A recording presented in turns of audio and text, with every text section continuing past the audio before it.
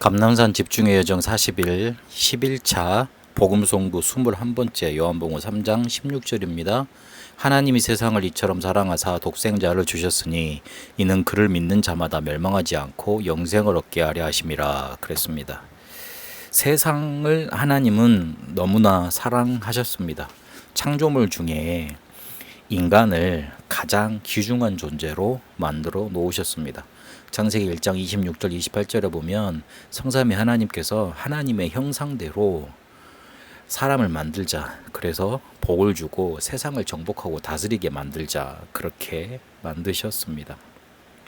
그런데 이 축복을 받은 인간이 사단의 말을 듣고 짐승보다 더 못한 죄와 악을 행하는 존재가 되어버렸습니다.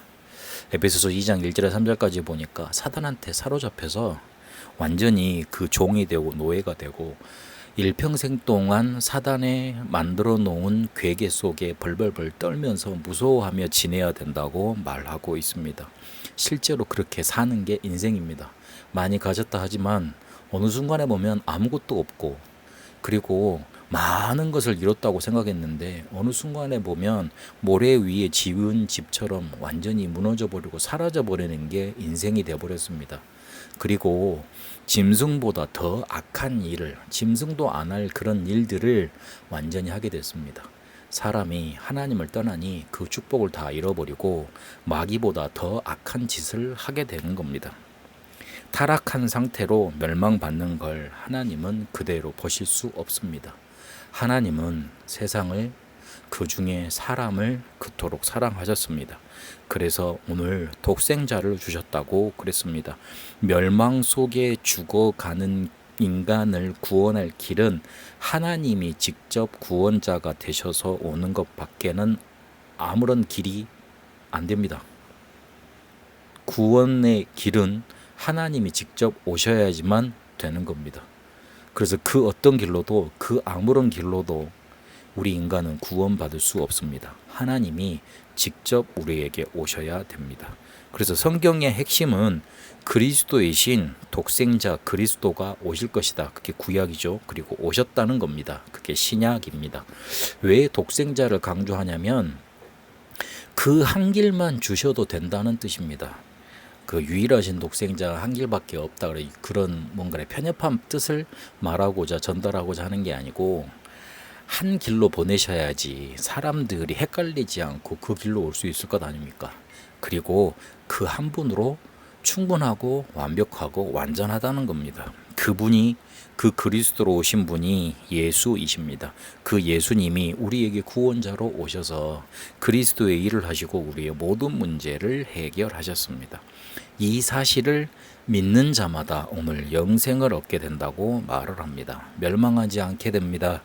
예수를 그리스도로 믿고 고백하는 자를 구원하십니다. 멸망받을 수밖에 없는 죄에서 벗어나게 되는 겁니다. 영생 주신다고 그랬습니다. 이 땅을 떠나는 날 심판에 이르지 않고 천국으로 인도받게 되고, 재림 이후에 있을 마지막 심판에도 영생에 들어가게 하십니다. 마태복음 25장 31절 46절에 그렇게 되어 있습니다. 이것이 바로 하나님의 소원입니다. 우리가 그리고 멸망받을 저주에서 빠져나와서 하나님이 주시는 영원한 축복이 우리에게 임하길 하나님은 소원하십니다. 하나님의 소원은 우리가 예수를 그리스도로 믿고 하나님이 보내신 그 독생자 그리스도를 믿고 멸망받지 않고 영생에 이르는 겁니다. 그 축복이 여러분에게 임했고 그걸 이제부터 누려가면 되는 겁니다.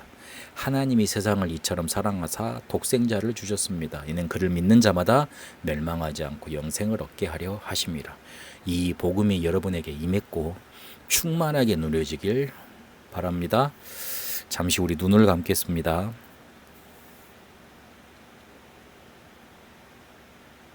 숨을 들이쉽니다.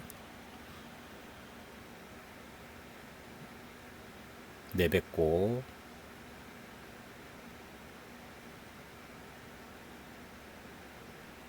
들이쉽니다.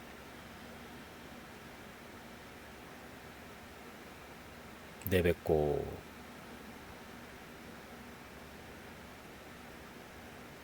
들이쉽니다.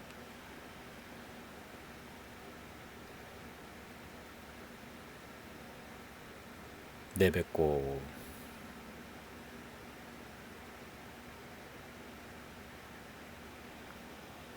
들이쉬면서 하나님이 나를 사랑하신 그 축복으로 충만케 하옵소서. 내뱉습니다.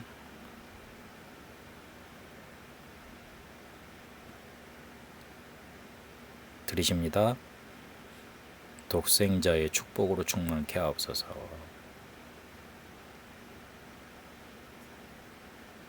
내쉽니다. 믿지 못하게 하는 모든 불신앙의 세력은 결박받고 떠나갈지어다. 다시 들이쉽니다. 믿고 영생 누리는 축복 누리게 하옵소서. 내뱉습니다. 축복을 가져가는 모든 불신앙과 저주 사단의 세력은 결박받고 떠나갈지어다. 들이쉬고 내뱉고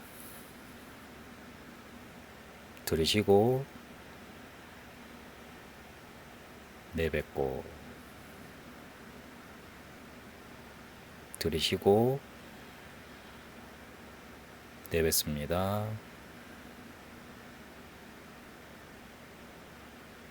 개인적인 기도로 계속 이어가겠습니다.